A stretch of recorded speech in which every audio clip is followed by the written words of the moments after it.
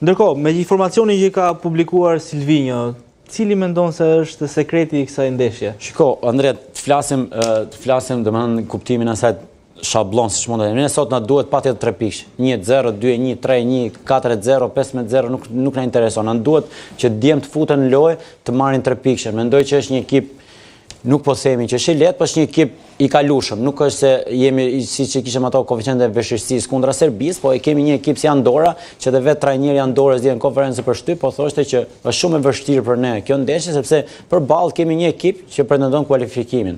Domethënë që këtu vetë trajneri, zakonisht trajnerët ku dalin në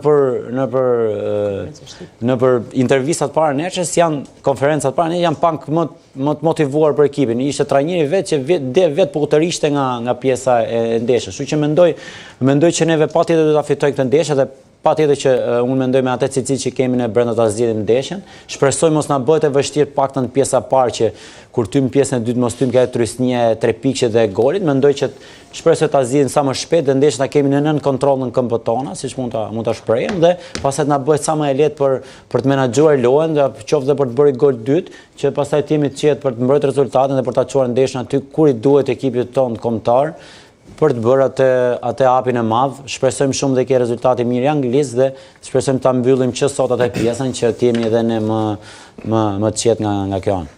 Qartë, e kemi Dea Kozma? Dea më në fund, përshëndetje. Si është atmosfera në Tiranë? Andrea, në fakt ndryshe nga herët e tjera, kryeqyteti duket sikur nuk është i njëjti kur luan kombëtarja shqiptare, megjithatë në ndeshjen ndaj Andorrës ende nuk kemi ata tifozët e flak të cilët ndjekin nga afër kombëtaren shqiptare edhe e motivojnë themi në tribunat në stadium. Këtë herë kryeqyteti duket sikur festën e ka lënë pas ndeshjes, pas fërshëllimës finale. Kjo është atmosfera që duket e vakët në fakt në syrin e parë, pasi kemi parë shumë pak tifoz të cilët kanë veshur fanellën apo të cilët kanë dashur që t'japin një prononcim mbase edhe një rezultat, një parashikim të parë për këtë ndeshje. Është një ndeshje që është pritur shumë nga shqiptarët. Pse themi këtë pasi mund të shkruhet historia. Jemi vetëm shumë pak hapa larg asaj bilete të famshme për në play-offin e botrorit. Do të ishte historike për Shqipërinë pasi asnjëherë nuk ka arritur deri në këtë fazë.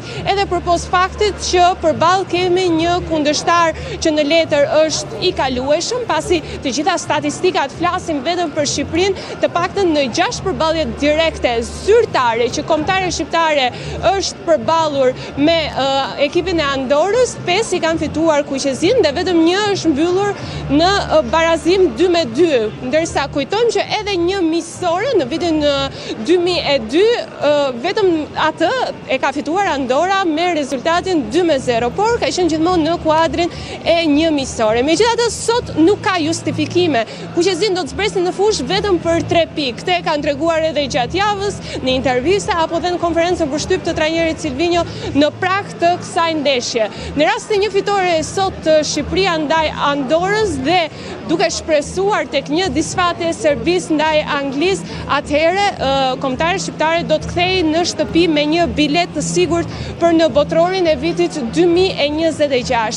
Nëse do ta krahasonim Shqipërinë edhe në aspektin sportiv, në vlerën totale që kanë dy kombëtarët, Shqipëria dhe Andorra me njëra tjetrën, vlera totale e Shqipërisë është 25 herë më shumë se sa kombëtarja e Andorrës. Nëse Kuqezin kushton 25 herë më shumë, rreth 90 milion euro, ekipi Andorrës kushton diku tek 3,56 milion euro. Pra 25 herë më shumë është Shqipëria në vlerë totale se sa ekipi i Andorrës. Andorra nuk luan për asnjë objektiv, pasi i ka mbyllur llogarit shpejt në grupin K. Lufta sportive është për vendin e dytë mes Shqipërisë edhe Serbisë. Shqipëria është shumë herë më afër, pasi përballë ka një kundërshtar shumë herë më të lehtë se sa Serbia. Ndërkohë sot luhet edhe Serbia-Angli, pra është një tjetër sfidë në tavolinë, shumë e nxehtë dhe domethënëse për ekipin shqiptar dhe grupin tonë. Padyshim Padyshim pasi vëmendjet veçantë duhet të kushtohet edhe në Wembley. Pavarësisht se në letër e kemi thënë që kombëtarja angleze është shumë herë më të paktën në statistika, në vlera, se sa Serbia, kujtojmë që në ndeshjen e